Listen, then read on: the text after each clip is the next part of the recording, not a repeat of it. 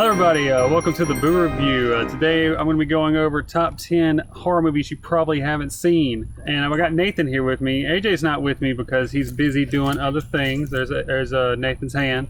And we're going to see, I don't think Nathan's seen what I've written down here, so we're going to see if he agrees with me. He probably doesn't. Number 10 is The Prowler. This is kind of like a Friday the 13th style thing. There's some pretty good kills in it. I know there's at least one good kill in it that's just like, damn. It ends kind of weird though, right? Like you remember it? Is The Prowler the one where he hijacked, or he goes on? No, that's The Hitcher. Oh, which is on this list. We'll get to that in a second. But yeah, I think if you're in the Friday the 13th and that kind of style, The Prowler is the one with the good kill. It's forgettable, but it's on the list. I think if you're into Friday the 13th, you'll like this one. Move on to number 9. Number 9 is Severance. Severance is it's pretty funny. It's been a while since I've seen it, honestly. It acts like a comedy in the beginning, and then it kind of gets to yeah. It's kind of like it becomes a thriller. Yeah, pretty much. It's good. It's got some pretty good gore in it. It's pretty funny. That is a donkey. I'll wait till that stops.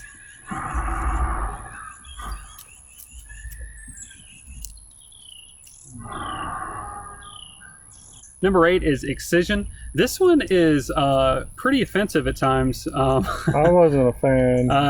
Nathan did not like it. I liked it a lot because the main character, she's kind of she's a little bit of a little crazy, but she's also very much a teenager. And the things she does in it reminded me of some of the things I thought when I was going through high school.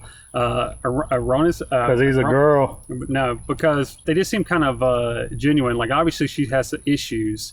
But she's also a teenager, and there's something kind of relatable about her angst, I think. I think it's pretty good. I suggest you watch it if you're not easily offended, though.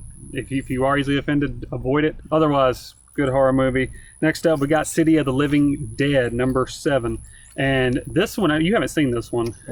This one's a disgusting movie. I don't know why it's on the list, to be honest. It's one of the Italian-style horror movies. It's very silly. If you've seen something like Suspiria, it's kind of in that vein. It doesn't look as pretty, but it's in that kind of weird vein of just kind of cheap, kind of exploitation-style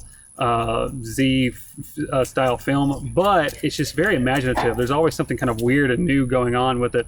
It's just a very strange, gory movie. Next up, we got number 6, House 2. I'm sure a lot of you've probably heard of House, the original. At least I think a lot of people know about the first House, but House 2 is more of, it's not even really a horror movie. It's more kind of like it's like an adventure movie. It's like a family movie. Yeah, it feels like a family film at times. I went back on it and I was looking through it, and this thing has so many cool different effects in it. It's just it's fun, and it's got a Cliff from Cheers in it, so I think it's a winner. It's a pretty good, entertaining family film. It just happens to be a sequel to a horror movie. Number 5, we got Necronomicon. How'd you feel about it? I think you weren't as into it as I was. I don't know. I enjoyed Necronomicon, but it's an anthology series. The effects are pretty freaking great. The stories just have some leaps in logic, I think is what it was. Like the stories are kind of I think they're imaginative and they have a lot going for it, but I think there's like some plot holes and some issues with them. I just like the effects, and I thought the effects were just fantastic. Actually, I would watch it again,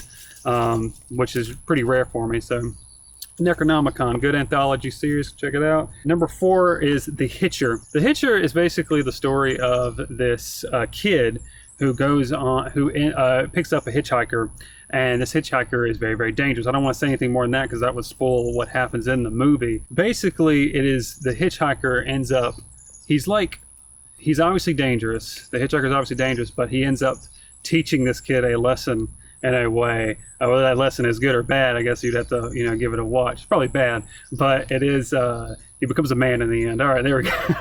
Let's move on. Spoiler. I mean, they're not going to watch it. Next movie up, we got Dark Night of the Scarecrow. This one is not very gory, and that usually puts me off of like the old school horrors, because if there's not enough like cool effects in it, I'm not going to sit there for the bad acting and everything else. Like there's no point, because that's usually what I'm watching for. Is kind of the creative monster effects and the gore effects. But the thing is about this one is that you have some actually decent acting from some of the. I say it's damn good. Yeah. So this is the first one that Nathan liked. You have some really good acting. You have a sympathetic killer, if you will. It's paced very good. The kills are, I mean, they're good, but they don't really show much. They're just kind of like off screen a little bit. I think it was made for TV, actually. I think it's a TV movie. It's a great movie to watch with your kids if you want to scare them. Yeah, it's a good Halloween movie. Are you sure that it's good for kids? I'm pretty sure they don't show I don't remember. bad. I don't remember if there's anything too bad. I don't think they curse. Yeah, I think it would be like a good horror movie for kids. Yeah. I might have to check. You might want to check on that, or I might put up some information about its rating. But yeah, it's actually a really well done movie. There is a silly thing near the end. It's that whole thing when someone's running away from something and something's chasing them, and they don't turn left or right. Can't stand that. But other than that, the rest of the movie is really, really good. And it is a really good Halloween movie. Next up, we got number 2, The Devil Rides Out. This is an old school, kind of like Hammer horror style film with Christopher Lee actually playing a good guy. He's not playing Dracula. I don't think I've seen it. You haven't seen it, but it is really good. It has just like a great atmosphere about it. Some of the effects are actually really cool, especially for, I don't even want to say for their time. It's just kind of a different style of effects. I love the old school cross dissolve effects that they used to do back in the day. It deals with the occult and Satan. Yeah, The Devil Rides Out. It's pretty good. Number 1, Martin. This is from George Romero, and up until this point, I don't think the list has been in necessarily any order, but the top is the best. Martin is directed by George Romero, who directed Night of the Living Dead, Dawn of the Dead, Day of the Dead. These, all those zombie movies. It's not a zombie movie, obviously. It's actually about a kid who is a vampire. He's not necessarily likable, especially near the beginning of the movie, because he does engage in some pretty, I would say, terrible acts. But as you go through it, you find yourself kind of sympathizing with him as a teenager.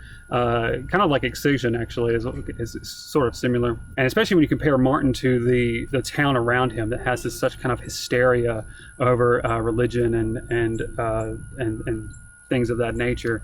And it ends with I'm not going to say. I feel like you need to put quotation marks on vampire. Oh, do I? Oh, that's right. Maybe quotation marks on vampire, because that is not certain, right? I thought I was pretty sure that he was. I'm pretty sure he's not. You're pretty sure he's not? Really? Huh, okay. Well, see, there's debate. Because I was pretty sure that he was a teenager who has some type of affliction.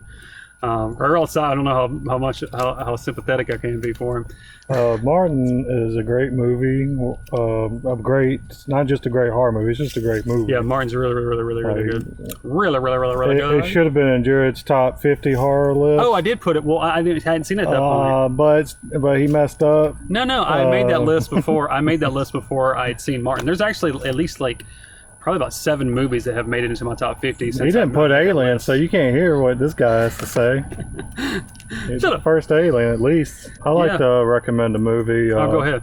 Black Christmas. It was Black Christmas. Before. That's a pretty big one, though, for horror fans. Yeah, but Halloween always gets the love. I think Black Christmas is probably better than Halloween. I think I like Black Christmas more than Halloween. It's kind of lesser known. Okay, Black Christmas. This is an honorable mention. You get Black Christmas, which I think, to me, all right, I loved Black Christmas all the way until the end. The ending is just stupid.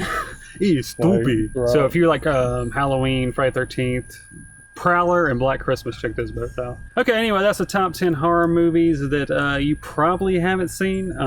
Give them a shot. Let me know what you think. And also, I'm doing a music-oriented series on the other channel, Super Brew Crew 2, where I just talk about, I basically just give out album suggestions, and people and fans send me album suggestions to listen to and get back with them. But if you want to head over there or leave me a suggestion for an album you like, I will be not reviewing it, but just talking about it on the channel and just talk about music. Anyway, thank you guys, and have a happy Halloween. I wish I had a more scary backdrop than this. I am in the woods. I guess you could consider it's like a Friday 13th or something like something's about to kill me. That is not what Jason sounds like.